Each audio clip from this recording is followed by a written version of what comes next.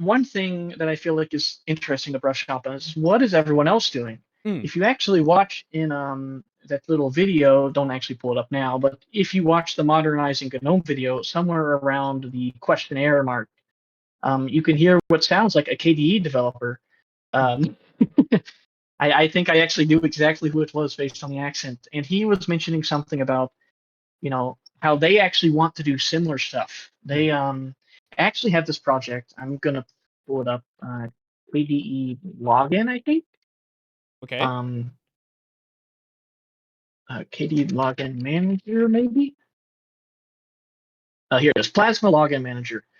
They're doing something similar, very similar, in fact. Maybe not exactly similar, but kind of like GDM because Mm. they have some issues with SDDM. You might even know some of them, like having to like copy the config over and everything.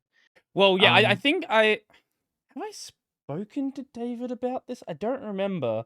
But they have a lot of issues like because it's not part of KDE, there's obviously the mismatch of configuration and then like getting their screen reader working in it and then getting like non-English input and virtual keyboards, especially because they want to make a new virtual keyboard and then multi-monitor stuff. SDDM's not a bad yeah, project. It's just a very generic project, which means you're not going to have that tight level of integration like GDM has.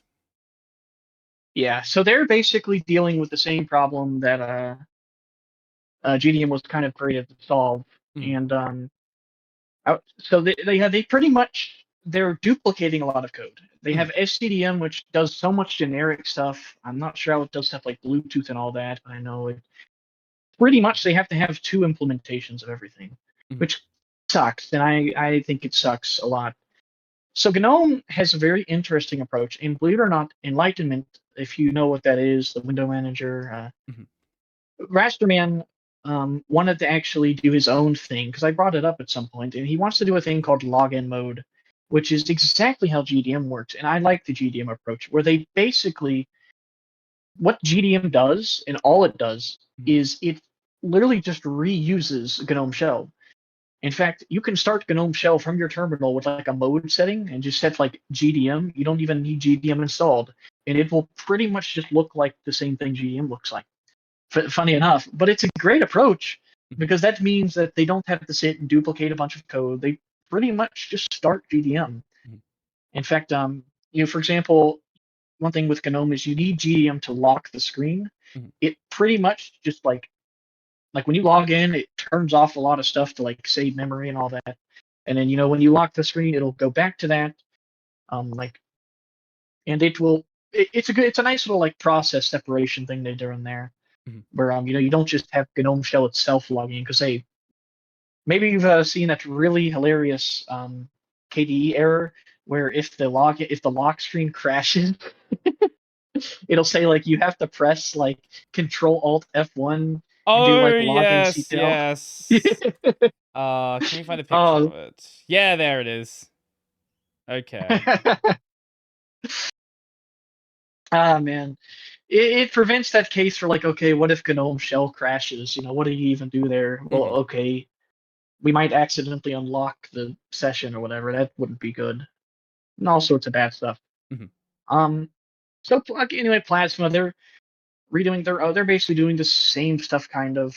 I know in the talk with Adrian on modernizing GNOME, I think one thing they even addressed was like, how do we do this stuff without pissing off all the people that don't use systemd and stuff like that? Because they want to do all that stuff and they think it benefits them, Mm. but they have a very angry mob of redditors that and people on YouTube, no hard feelings, that will probably find their location and their kids and family if they do stuff like that. Which is true. It's just how the environment is. Mm. But it's hard for them to do that stuff, but they want to. Mm. GNOME already has the bad reputation. They can get away with that stuff at this point. Mm. Um, I actually skimmed a little bit through Plasma Login Manager, and one thing that actually bothered me a tiny bit. Mm. I don't think there's a systemd dependency yet, but it didn't look like they had something in place for like systemd stuff. Because I know at some point they said they're going to start working on that, but I wonder if they're going to do it like the way GNOME did, or if they're just going to maintain um like upstream everything. Mhm. For the record, like I said, I used to work on KDE a tiny bit. I just like poked at KWin a little bit, and I'll tell you why I left, because the KDE code sucks so much. But anyway, I'm curious to see what they do. But what's interesting is that it doesn't look like they're reusing Plasma Shell for this. At least I think they're not. I don't know. Mhm. Maybe they are. I know, but with Enlightenment, what Rasterman said he'd do one day is he'd pretty much do what GDM does, just reuse Enlightenment Window Manager, display like a fancy lock screen, and then you don't have to reuse all the Wi-Fi, Bluetooth, all that stuff. Mhm. Good solution. Yeah, that's pretty much what